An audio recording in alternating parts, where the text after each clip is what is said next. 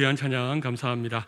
이제 우리에게 주시는 하나님의 말씀 함께 찾으시고 교독하겠습니다. 사도행전 5장 12절에서 42절의 말씀, 사도행전 5장 12절에서 42절의 말씀 가운데 우리 17절부터 20절까지 한 절씩 교독하신 이후에 41절, 42절은 합독하도록 하겠습니다. 제가 먼저 17절을 읽겠습니다.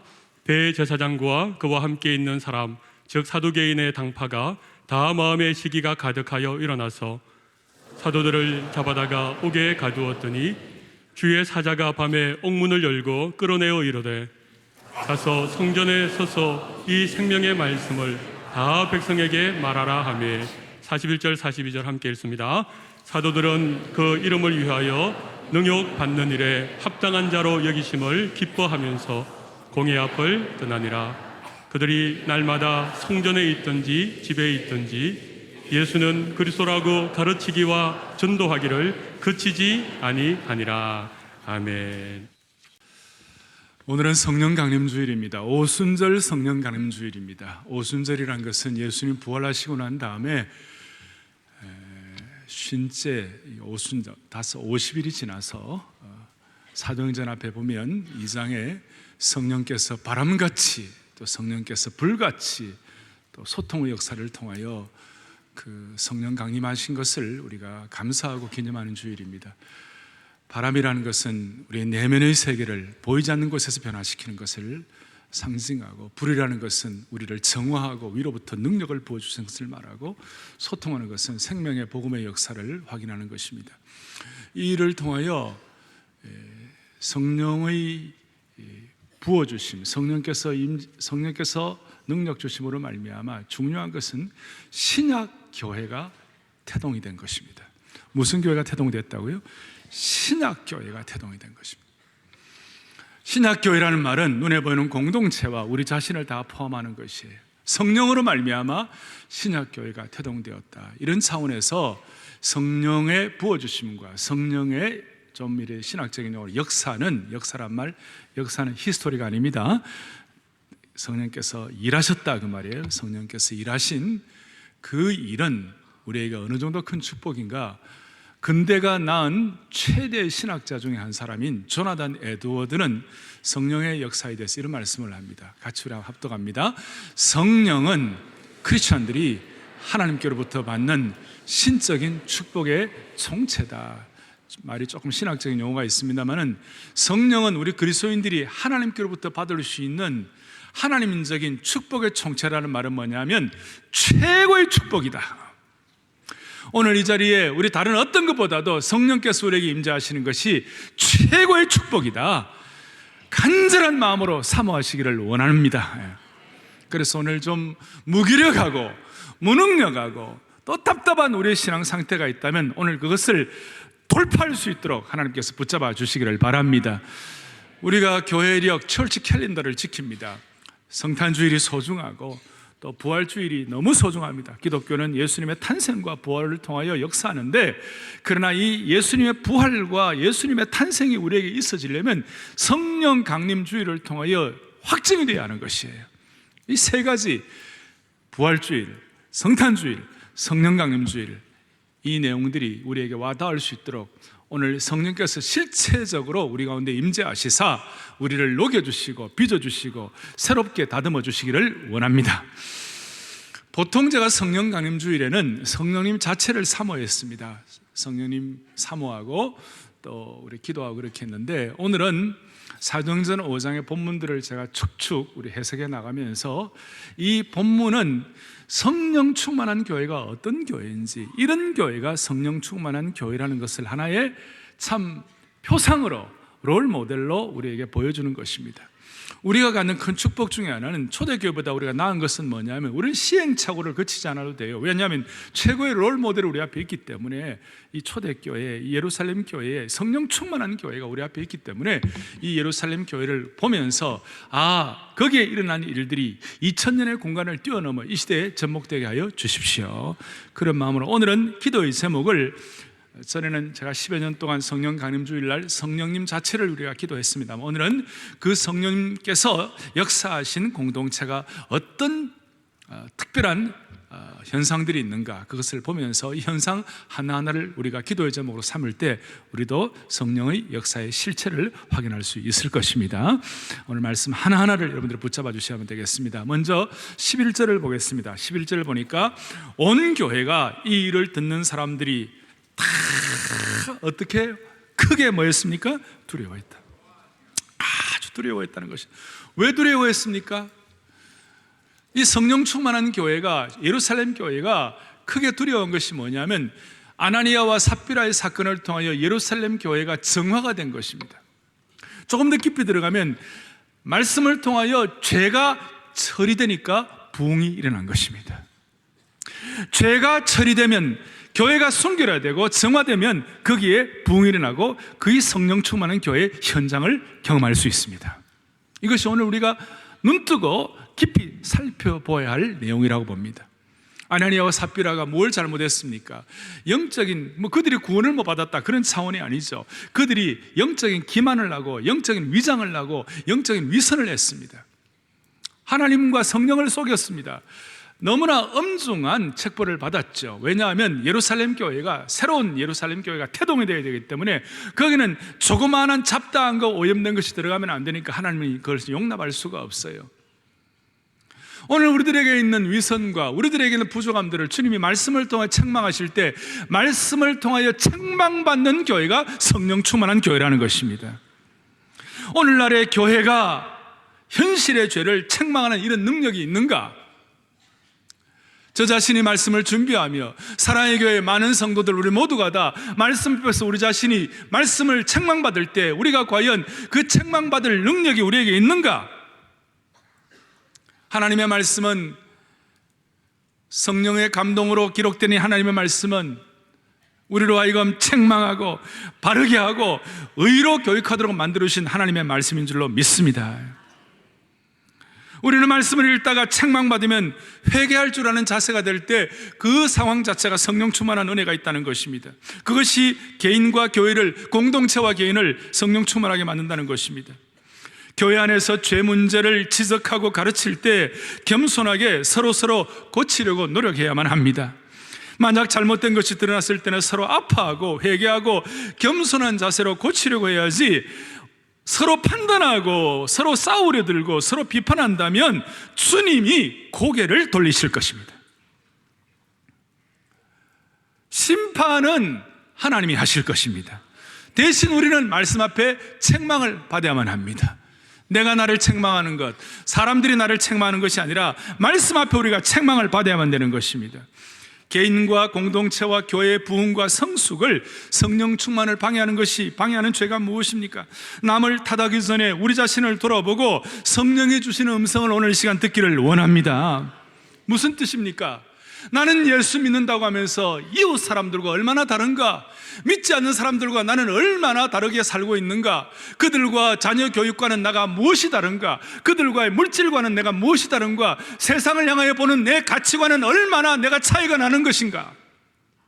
옆집 사람들과 똑같이 세상 험담하고 옆집 사람들과 똑같이 말하고 옆집 사람들과 똑같이 사고방식을 갖는다면 그것은 말씀으로 책망받아야만 하는 것입니다. 나의 오늘의 관심이 어디에 있는지 말씀 앞에 나를 돌아보면서 내 영적 상태를 점검해야만 할 것입니다. 제일 좋은 방법은 말씀의 거울 앞에 나를 추스려야 하는 것입니다. 중요한 것은 내 생각과 판단보다 하나님이 판단해 주시는 것을 믿어야만 하는 것이에요.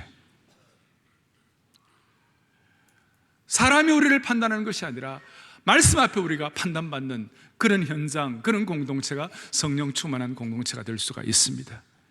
말씀 앞에서 우리가 판단받고 말씀 앞에 책망받는 교회 되게 하여 주십시오. 그럴 때 놀라운 표적과 기적이 일어나는 것, 12절부터 16절까지의 사도들이 표적을 일으킨 내용들이 나옵니다. 부흥하는 공동체, 성령 충만한 공동체 현장을 이렇게 설명합니다. 12절부터 16절까지 한 절씩 우리 교도하겠습니다. 보겠습니다. 사도들이 손을 통하여 민간의 표적과 기사가 많이 일어나며 믿는 사람이 다 마음을 같이하여 솔로몬 행각에 모이고, 어디에 모였습니까? 솔로몬 행각에 다 모였습니다. 13절 교도가 여러분들 보시겠습니다. 그 나머지는 창조하는 사람이 없으나 백성이 믿고 주께로 나오는 자가 더 많으니 남녀의 큰 무리더라. 15절 심지어 거리에 나가 침대와 여 위에 놓이고 베드로가 지날 때 혹 그의 그림자라도 누구에게 덮일까 바라고. 16절 다 함께 예루살렘 부근에 수많은 사람들도 모여 병든 사람과 더러운 귀신 괴로움 받는 사람을 데리고 가서 다 나음을 얻으니라. 아멘. 대단한 일이 벌어졌습니다. 대단한 일이 벌어졌습니다. 말씀으로 책망받고 죄를 정하고 나니까 성령으로 큰 부흥의 현장을 경험하게 된 것입니다. 표적과 기사가 일어났습니다. 어느 정도이냐? 15절에 보니까 심지어 베드로가 지나갈 때 그림자라도 덮이기를 원할 정도였어요. 그림자만 밟아도 나을 정도였어요. 대단한 은혜였습니다. 이것은 신학적으로 보면 사도의 표입니다. 사도의 표, 지도자의 영향력이라고 말할 수 있습니다. 오늘 예수 믿는 저희 개인, 교회의 영적 지도자, 사랑의 교회 말씀 사역을 하는 평신도 지도자들이 이런 영적 권위가 다시 한번 회복되었으면 좋겠어요. 왜 이렇게 놀라운 표적이 일어납니까? 요즘에는 왜 이렇게 일어나지 않습니까? 당시에는 예루살렘 교회가 태동하는 시기였기 때문에 예루살렘 교회가 영적으로 똘똘똘 뭉쳐서 영적으로 강건하게 튼실하게 토대를 마련해야 하는 그런 상황이었으니까 이 표적과 기사를 통하여 예루살렘 교회가 힘있게 뿌리를 낼 수 있도록 만들어 주셨어요. 또 생명의 복음을 힘있게 선포해야 되는 그런 상황이니까 하나님께서 이런 표적과 기사의 현장을 허락해 주신 것이에요. 오늘날에는 차원이 좀 다를지 모르겠습니다만 사랑하는 교우들이여, 여러분들이 개인적으로 생명의 복음의 역사를 힘있게 펼치기를 원하는 그런 소원을 가질 때 하나님은 21세기판 오늘 이 시대에 맞는 기적과 표적과 능력을 허락해 주실 것입니다. 이제 8장 지나가면 예루살렘 교회가 핍박을 받습니다. 핍박받고 난 다음에 사마리아와 땅끝까지 복음을 전해야 하는 그런 사명을 받았기 때문에 예루살렘 교회가 이런 표적과 기사와 능력으로 무장을 해야만 하는 것이에요.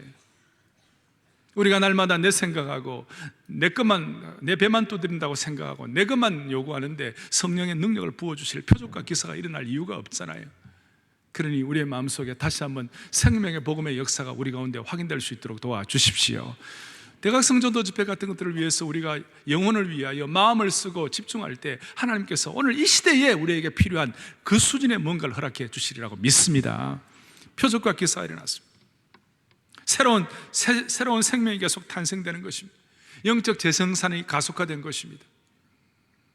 자, 문제는 말씀에 책망받고 부흥의 현장이 이렇게 일어났는데 문제는 뭐냐? 교회가 힘있게 생명의 역사, 부흥의 역사, 영적 맥박과 박동을 유지하게 되면 마귀가 가만히 있지 않습니다. 사탄이 가만히 있지 않습니다. 그래서 오늘 우리가 기도할 것은 주님 말씀에 책망받는 개인과 공동체가 되게 하여 주십시오. 죄를 처리하니 부흥이 일어난 줄로 믿습니다. 그런 기도의 제목도 소중한데 문제는 뭐냐? 그런 은혜를 받고 부흥의 공동체가 되고 능력 있게 역사하면 마귀와 사탄이 가만히 있지 않는 거예요. 오죽하면 3절에 베드로가 이르되 아나니아와 어찌하여 사탄이 내 마음에 가득하여 내가 성령을 속이고 땅값 얼마를 같이 감추었느냐? 아나니아와 삽비라를 통하여 사탄이 역사하는 거예요. 사탄의 도구가 되는 거예요. 따라서 성령 충만한 교회는 사탄의 공격에 대해서 통찰력을 갖는 것입니다. 사탄의 마귀의 공격에 대해서 영적인 안목이 있는 것입니다. 영적으로 분별력을 갖는 것이에요. 오늘 이 예배를 드리면서 개인과 교회와 공동체와 이민족을 향한 사탄의 공격과 사탄의 유혹에 대한 영적인 분별력을 허락해 주시기를 소망합니다. 영적인 분별력입니다. 교회는 부흥하지 않으면 마귀도 공격하지 않습니다. 무능한 교회, 무능한 성도는 건드리지 않습니다. 왜냐하면 사탄의 공격에 대한 감각 자체가 둔하기 때문에 그냥 넘어갑니다. 마귀의 유혹과 공격인 줄도 모르고 그냥 넘어갑니다. 고린도전서 2장 14절에 이런 내용이 나옵니다. 합독합니다. 육에 속한 사람은 하나님의 성령의 일들을 받지 아니하나니 이는 그것들이 그에게는 어리석게 보이며 또 그는 그것들을 알 수도 없나니 그러한 일은 영적으로 분별되기 때문이라. 영적으로 분별되는 것에 있어서 육에 속한 사람들은 이거 깨닫지를 못하고 어리석게 보여가지고 분별력이 없는 거예요. 그런데 성령 충만한 공동체와 성령 충만한 하나님의 백성들은 마귀의 이 공격에 대해서 영적으로 예민하여 분별력을 갖는 거예요. 통찰력과 예지력을 갖는, 인사이트를 갖는 거예요. 그러니까 성령의 능력을 유지할 수가 있는 것이에요. 그러면 오늘 사탄과 마귀는 크게 두 가지를 가지고 공격을 합니다. 이 두 가지를 우리들이 분별해야만 할 것입니다. 17절을 보겠습니다. 17절 보니까 대제사장과 그와 함께 있는 사람, 즉 사두개인의 당파가, 대제사장과 유대 종교 지도자들과 사두개인들이 다 마음에 뭐가 일어났습니까? 시기가 가득하여 일어나서 18절에 사도들을 잡아다가 옥에 가두어 버렸습니다. 오늘 마귀의 공격은 뭘 사용하는가? 사람들의 시기와 질투를 사용하는 것입니다. 우리는 시기와 질투를 분별할 수 있는 능력이 있어야만 할 것입니다. 오늘날 일어나는 수많은 현상들 가운데 우리가 지금 확인할 수 있는 것 중에 하나는 뭐냐? 마귀의 공격 중에 하나는 뭐냐? 시기와 질투라는 것입니다. 시기와 질투가 일어나서 어떻게 했습니까? 옥에다가 가두어 버렸습니다. 당시에 예루살렘 지도자들을, 예루살렘 그 리더십들의 비밀 감찰국, 호위 총국을 사용해 가지고 사람들을 보내서 감찰하고 그 다음 사도들을 잡아다 옥에 넣어버렸습니다. 그 이유는 뭐냐? 시기와 질투 때문에. 아니 어떻게 사람들이 이렇게 우리 제자들, 예수님의 제자들에게 모일 수가 있는가? 우리에게 모여야 되는데 왜 그러냐? 이렇게 하면서 이제 시기 질투가 일어나게 된 것입니다. 성령 충만하게 하지 못하는 많은 원인 중에 하나가 시기와 질투입니다. 이 시기와 질투, 이것은 저속하고도 비열한 동기입니다. 사랑하는 교우들이여, 인류 최초의 살인이 시기와 질투에서 시작되는 것을 알면 마귀가 얼마나 시기와 질투를 이용하는지 잘 알 수가 있습니다. 가인은 자신의 재물이 하나님께 연락되지 않고 동생 아벨의 재물을 열람하는 걸 보면서 심히 분하여 안색이 변하였고 결국은 살인까지 하게 된 것입니다.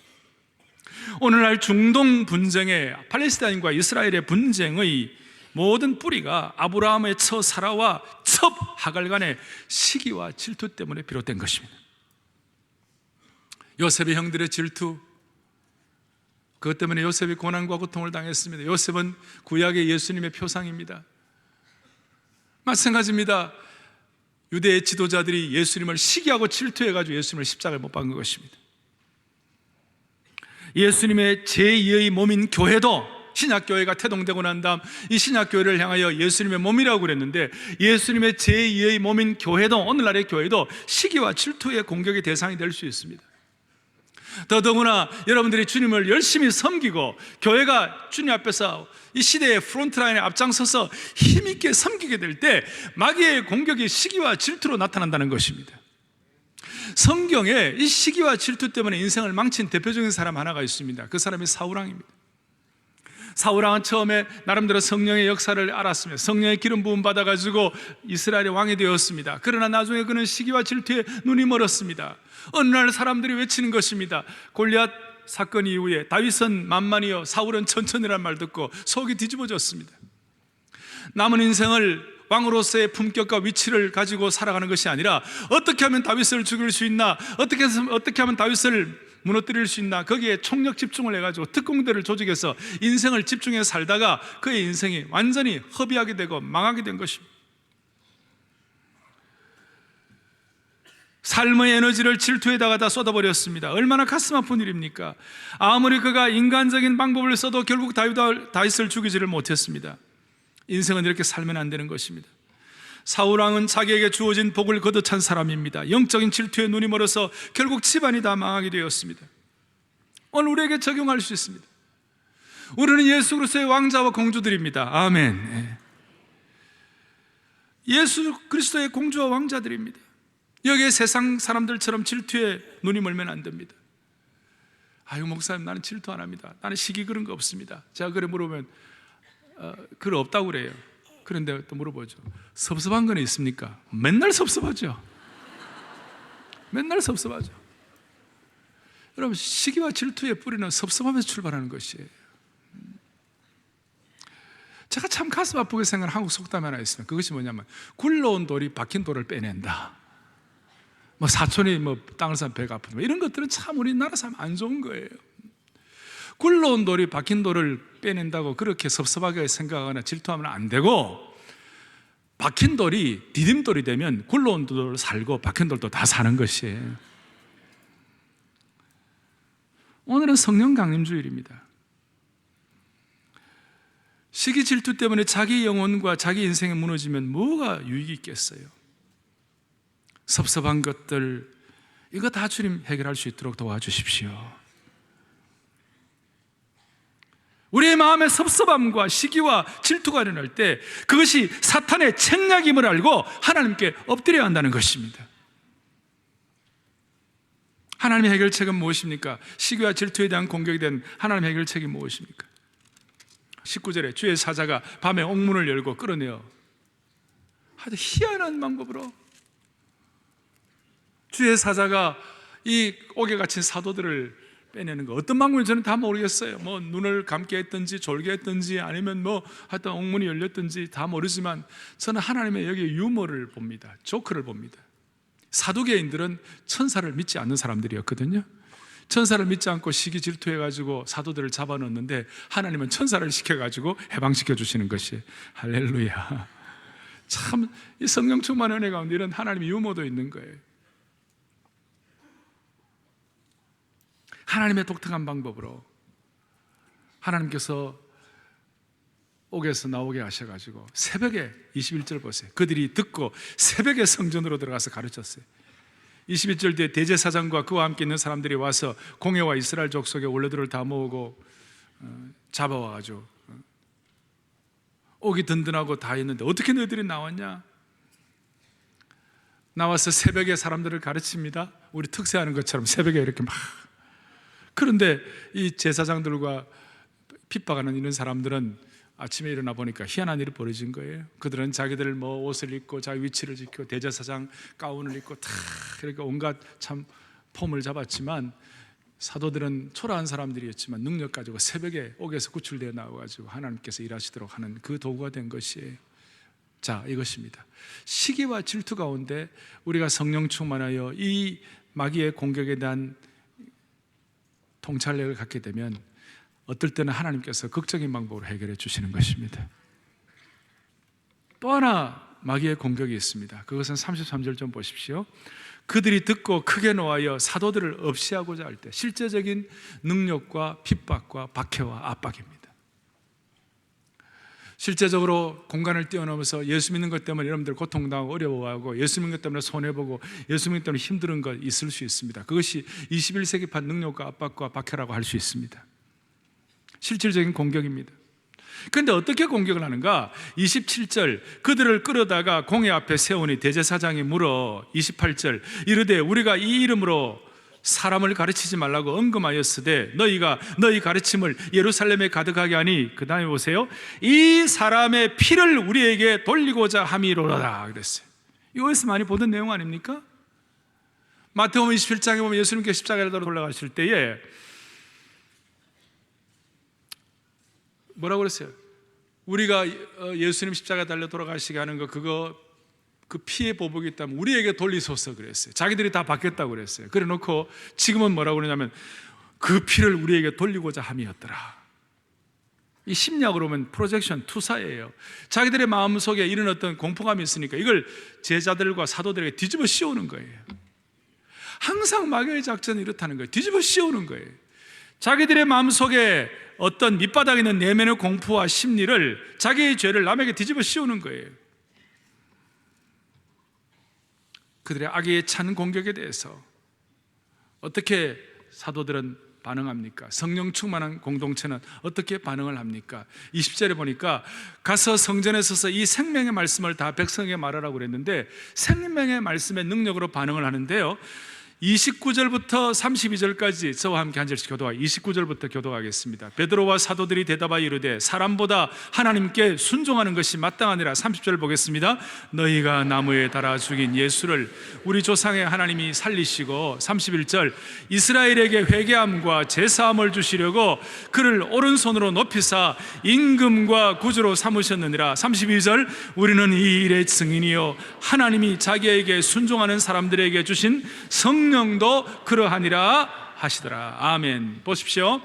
어떻게 이 실질적인 핍박, 33절에 있는 것처럼 사도들을 없이하고자 할 때, 없이한단 말은 죽인다, 그 당시에 톱으로 사람을 켜서 죽인다, 이렇게 아주 험악한 그런 핍박과 압박을 가하는 공격이 마귀를 통하여 올 때에 어떻게 반응하는가? 한마디로 말해서 거기에 보십시오. 30절에 너희가 나무에 달아 죽인 예수라는 말이 나오고, 그 다음 30절 뒤에 우리 조상의 하나님이 살리신 예수란 말이 나오고, 31절에 이스라엘에게 회개함과 제사함을 주시려고 그를 오른손으로 높이사 뭐로 삼으셨다고요? 임금과 구주로 삼으셨느니라. 그리고 이 일에 대해서 우리가 증인이다. 30절 뒤에 성령도 그러하니라, 이런 내용이 나옵니다.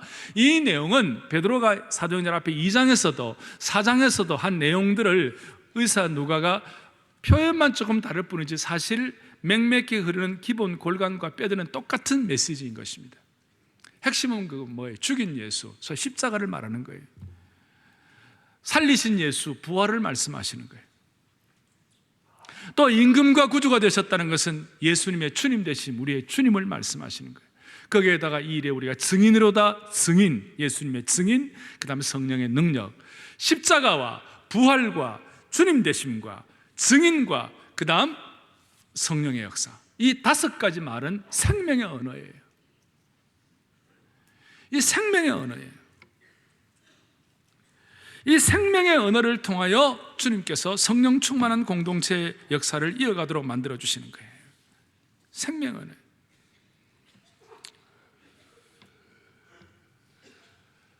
우리의 마음속에 사랑의 교회가 다하는 그날까지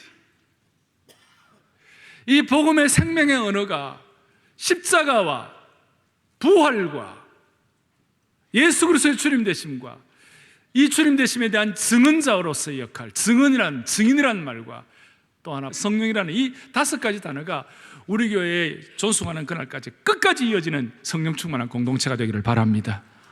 어떤 사람들은 앞으로 30년, 40년 뒤에 한국 기독교가 쇠락할 것이요, 어려워질 것이다, 이런 얘기를 하는 사람들이 있어요. 유럽 교회의 뒤를 이어갈 것이다, 이런 얘기를 하는 것이 있는데요, 제가 여러분들에게 분명히 말씀드리고 싶고 우리가 확고하게 기도의 제목으로 잡고 싶은 내용은 이것이에요. 주님, 사랑의 교회가 다하는 그날까지 20절에 있는 것처럼 생명의 말씀 안에 있는 내용 5가지 단어, 십자가의 예수, 부활의 예수,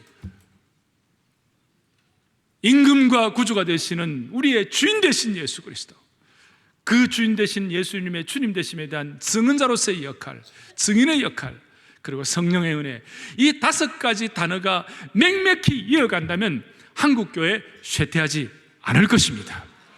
아니, 않아야 됩니다. 그것이 성령 충만한 공동체 하나의 현상이라고 말할 수가 있는 것입니다. 자, 마귀의 2가지 공격, 하나는 시기와 질투의 공격, 또 하나는 위장으로 뒤집어 씌우고 실제적인 핍박과 압박과 능력을 줄 때에 우리는 오늘 생명의 말씀을 밝혀 5가지 내용을 가지고 끝까지 유지할 수 있는 하나님의 신실한 종들 되기를 축복합니다. 그런데 이 성령 충만한 공동체에 하나님께서 보너스 은혜를 주시에요. 그 보너스 은혜가 뭔가 뒤에 보니까 33절부터 39절까지 나타나는 이 내용이에요. 이 내용이 성령 충만한 공동체의 보너스 은혜예요. 그것이 어떤 것인가 하면, 자, 이 일을 앞에 놓고 이제 왈가왈부하고 죽이자 살리자 이렇게 판단하려고 하는데, 가말리엘이라는 율법사가 벌떡 일어나가지고 말씀하는 핵심이 이거예요. 가말리엘은 힐렐의 문화로서 당시에 가장 존경받는 율법사였어요.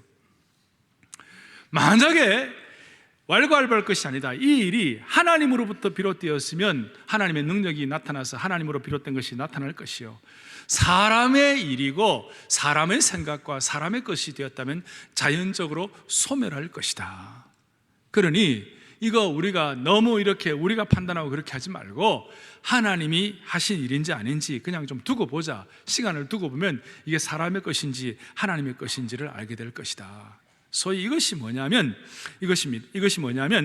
사람의 일은 가만히 둬도 망하고 없어지는 것이 원칙이라는 거예요. 하지만 하나님이 하신 일이라면 사람이 막을 수가 없다는 것입니다. 이것이 성령 충만한 현장입니다. 저는 이것을 가말리엘 원칙이라고 말하고 싶어요. 이 보너스 은혜는 가말리엘 원칙이 통하는 것이 보너스의 성령 충만한 보너스의 은혜라고 말할 수 있습니다. 지난 2000년 동안 기독교 역사를 통하여 이 가말리엘 원칙이 입증이 되었습니다. 유교가 대단했던 타종교가 대단했던 이 한국 사회에 기독교가 뿌리내린 것이 가말리엘 원칙 때문에 그렇습니다. 처음에 130여 년 전에 한국에 선교 들어왔을 때에 아무것도 없었잖아요. 그런데 이것이 하나님으로부터 비롯된 것이라면 하나님의 능력은 사람이 막을 수가 없다. 그래서 한국교회 이 신앙의 뿌리가 내리게 되고, 일제강점기 시대에 그 척박한 시대에 교회가 다 문 닫고 고통당하고 어려워할 그런 어려운 시기에 이제는 신앙이 없어진다, 끝난다 말할 수 있는 사람도 많았지만 성령 충만한 은혜가 있을 때 한국 교회를 일제강점기, 일제식민지 시대에도 면면히 그 역사를 이어오게 하신 그 은혜는 바로 가말리엘 원칙이 통한 것이었어요. 공산주 6.25 공산당 6.25 한번 생각해 보세요. 여수 순천 반란 사건을 한번 생각해 보세요. 수많은 목회자들이 죽고 수많은 하나님의 백성들이, 그리스도인들이 순교를 당하고 고통을 겪었습니다.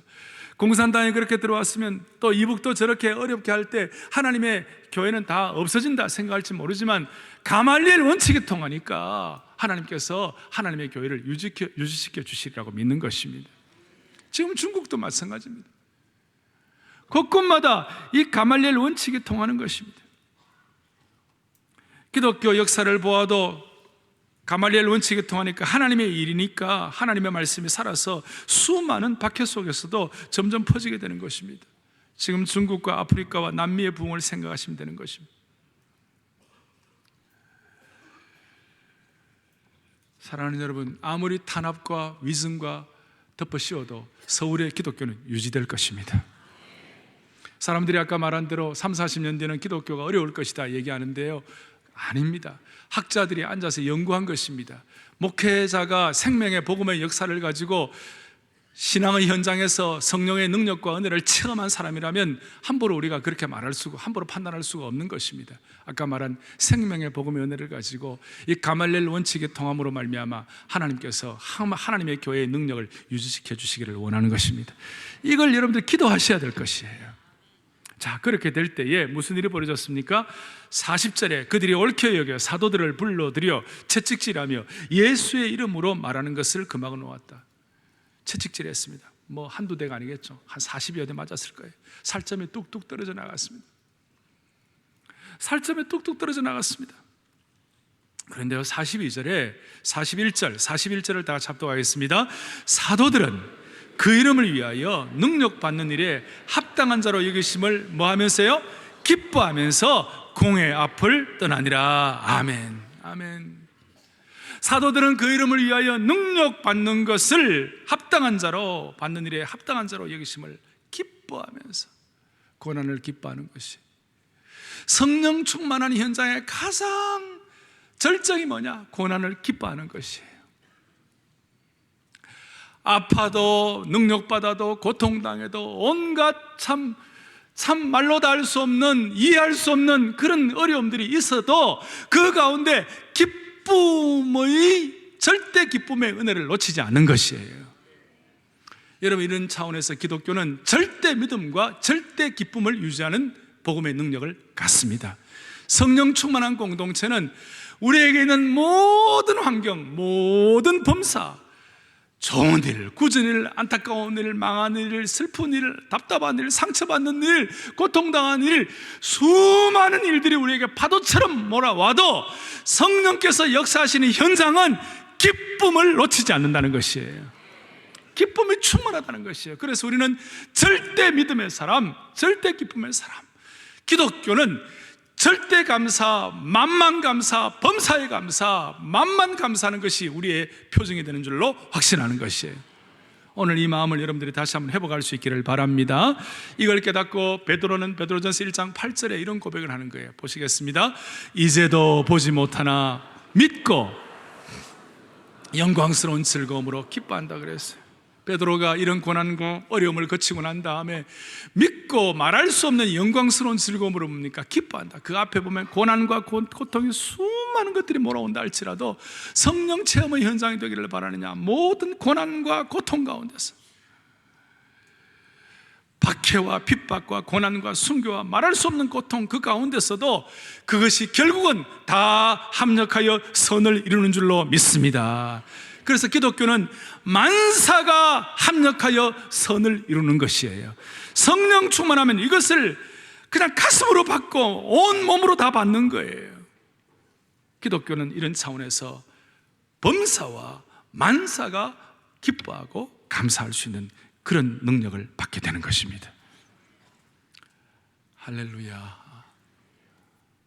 오늘 이 고난 가운데 기뻐하고 감사할 수 있는 것, 이것을 우리가 기도하면서 우리 주위에 증언자가 되게 하여 주십시오.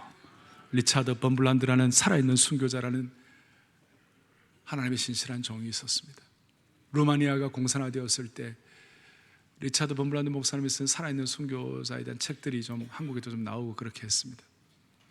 어느 날 그분이 고문을 당하고 예수 믿는다고 그래가지고 감옥에 잡혀갔습니다. 살점이 막 떨어져 나간 상황이었어요. 오늘과 비슷한 상황이었어요. 이거는 사상범이고 종교범이라 이렇게 해서 조그마한 독방에다가 갇혔습니다. 너무 큰 고통의 역사가 이어졌습니다. 그런데 희한하게도 저는 그 수준을 지금 다 알 수 없지만, 그러나 오늘 이 말씀을 통하여 우리가 유추할 수 있는 것이, 핍박과 고난과 압박과 이 모든 것 가운데서도 결국은 하나님은 절대 감사, 만만 감사하게 해주시니까 희한하게도 이 범블란드 목사님의 마음속에 기쁨이 솟아왔어요. 독방에서 천사가 함께 도와주는 것을 느끼면서 춤을 추면서 기쁘고 감사했다는 거예요. 할렐루야.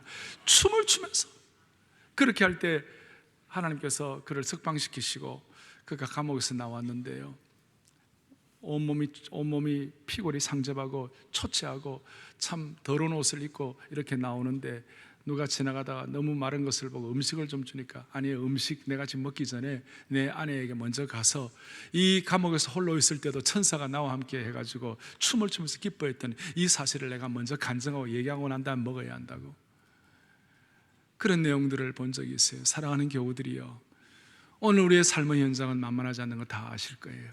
그러나 성령 충만의 현장은 고난과 박해와 마귀의 공격 앞에서도 기뻐할 수 있는 것이 성령 충만한 현장입니다. 오늘 이 현장을 우리의 마음속에 확인할 수 있도록 하십시다.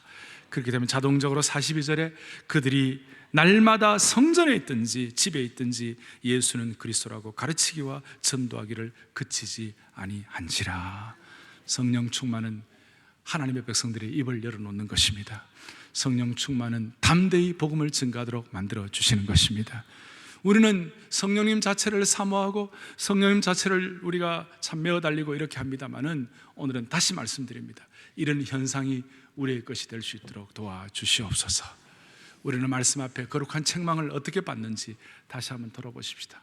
우리의 가치관, 우리의 인생관, 우리의 이웃들과 무엇이 다른지 한번 확인하도록 하십시다. 성령이 오셔서 이 시간 내 마음을 말씀으로 비추어 주시옵소서. 그리고 두 번째로는 마귀의 이 집요한 공격, 마귀는 무슨 뾰룩지 정도를 우리에게 찌르는 것이 아니라 마귀는 우리의 급소를 찌르는 거예요. 시기와 질투와 덮어씌우는 것과 박해를 통하여 우리가 그것의 모든 현상들을 좀 확인하면서 주님 앞에 마음을 열고, 그 가운데서도 주께서 가말리엘 원칙을 주셔서 하나님이 하시는 일이라면 하나님께서 이끌어 가실 것이다, 그 마음의 소원을 가지고 우리가 마음속에 고난 가운데 기뻐할 때 우리 가운데는 주의 영이 임하는 곳에는 자유함이 있느니라. 주의 자유함의 영이 우리 가운데 충만하게 될 것입니다. 그래서 우리 손을 다 펼치고 의에 줄이고 목이 마르니, 말씀에 줄이고 목이 마르니, 성령에 줄이고 목이 마르니 내 잔을 채워주소서. 성령의 우리 가운데 함께하여 주옵소서. 좀 마음을 다하여 주의 영이 임하는 곳엔 자유함이 있느니라. 그리고 마음속에 주여 오늘 이 성령 체험의 현장을 저희들이 깨달아 싸우니 주여 우리들에게도 이 은혜의 현장을 우리의 것으로 확인할 수 있도록 도와주십시오. 마음속에 소원하십시오. 하나님의 성령의 은혜는 무한하신 은혜의 자원이에요. 아무리 퍼내도 다함이 없어요. 은혜의 산에 우리가 그 자원을, 그 광석을 우리는 지금 뭐 조금 부분 하나하나 이렇게 파는 정도예요. 얼마나 큰 은혜의 보고가 우리 앞에 있는지 몰라요. 마음에 소원하면서 이 현장을 우리 속에 확인할 수 있도록 도와달라고 주여 말씀으로 책망받을 때 깨닫게 하여 주시옵시고, 무엇보다도 마귀의 세력에 대해서, 마귀의 공격에 대해서 우리가 영적으로 눈을 뜨고 통찰력을 갖게 하여 주시옵소서. 동시에 말씀 앞에 고난당할 때 기뻐할 수 있는 능력을 허락하여 주시옵소서. 오늘 이 교회는 살아있는 생명의 교회예요. 이 교회는 주님이 역사하는 교회이오니 주님이 모든 것을 장악하여 주시옵소서. 의에 줄이고 목이 마르니 찬양하겠습니다. 의에 줄이고 목이 마르니 성령의 기름 부소서. 의에 줄이고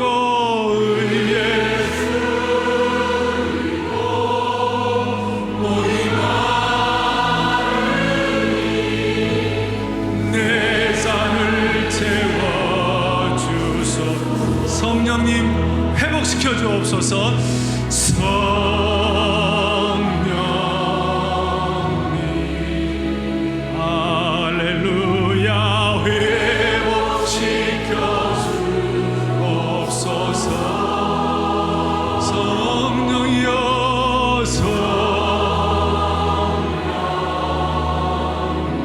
회복시켜 주옵소서.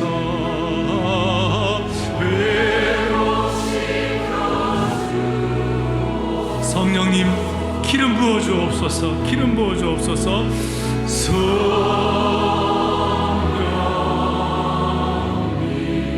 기름 부어 주옵소서. 기름 부어 주옵소서. 성령이여 성령 기름 부어 주옵소서. 기름 부어 주옵소서.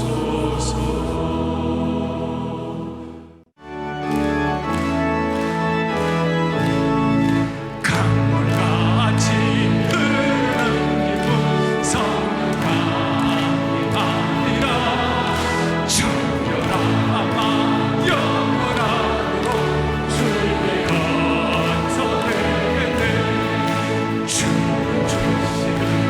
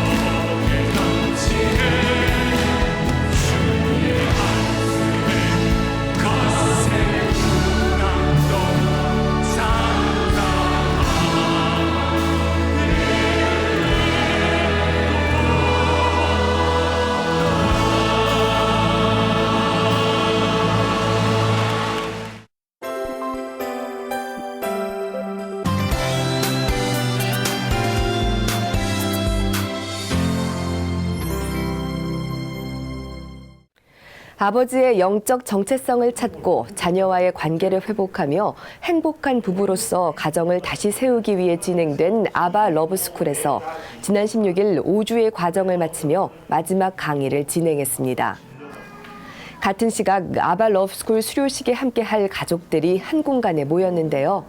성인인 자녀는 곧 만날 아버지를 생각하며 들뜬 마음으로 편지를 쓰고 어린 자녀들은 고사리 같은 작은 손으로 아빠에게 편지를 쓰는 것이 마냥 신나기만 합니다. 저희 가정이 원래 믿는 가정이 아니었어요. 저도 늦게 하나님 만났고 신랑도 최근에 믿음을 가졌는데 특히 신랑이 다락방도 나가고 여기도 자진해서 저랑 상의도 없이 신청해 와서 다니고 이런 모습을 보니까 너무 감사했어요. 그래서 그런 내용을 주로 많이 썼어요. 마지막 강의를 마치며 가족들에게 편지를 쓰는 아버지. 지난 과정을 되돌아보며 앞으로의 각오를 한 줄 한 줄 적어내려갔습니다. 아바 러브스쿨의 수료식이 가족과의 만남으로 시작됐습니다.